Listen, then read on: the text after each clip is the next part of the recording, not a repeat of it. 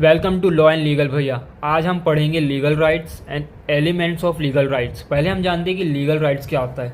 Legal rights is a interest recognise और protect by rule of law, यानी एक ऐसा राइट्स हमें मिलता है गवर्नमेंट यानी कंट्री के तरफ से, लॉ के तरफ से हमें सिटीजन्स को राइट्स मिलता है।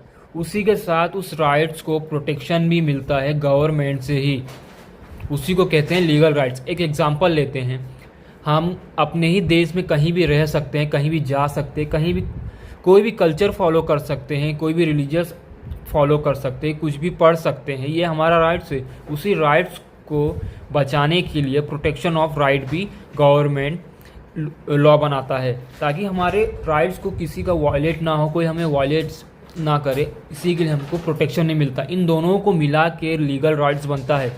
एक एग्जांपल लेते हैं, आपके पास लीगल राइट्स तो है, लेकिन साथ ही साथ आपके पास एक ड्यूटी भी आती है।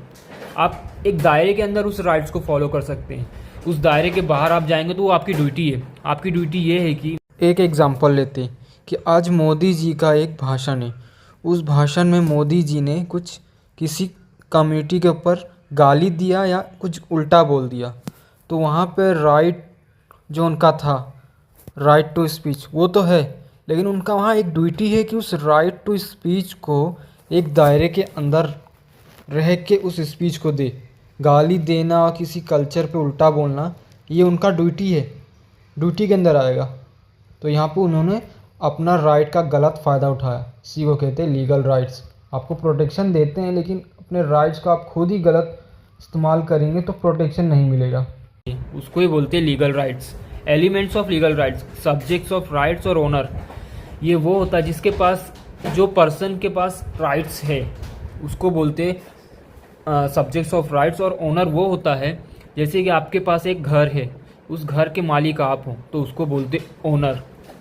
सब्जेक्ट्स ऑफ ड्यूटी, उस घर का देखभाल करना, मेंटेन रखना, ये आपकी ड्यूटी है। साथ ही साथ अदर पर्सन की भी ड्यूटी है कि आपके घर को डैमेज ना करे, बाहर कचरा ना फेंके, कोई थूके ना आपके घर के सामने, ये उस पर्सन की ड्यूटी है।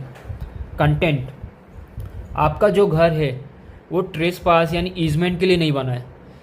कोई पर्सन आपके दरवाजे से घुस गया फिर पिछले दरवाजे से निकल के अपने घर में चले गया, ऐसा सब नहीं होना चाहिए। उस पर्सन को कुछ करने से पहले और कुछ ना करने से पहले सोचना चाहिए कि वो आपका घर है, ना कि उसका घर है। ये कंटेंट हो गया। ऑब्जेक्ट, ऑब्जेक्ट ये होता है जैसे कि आपका जो घर है वो ऑब्जेक्ट है।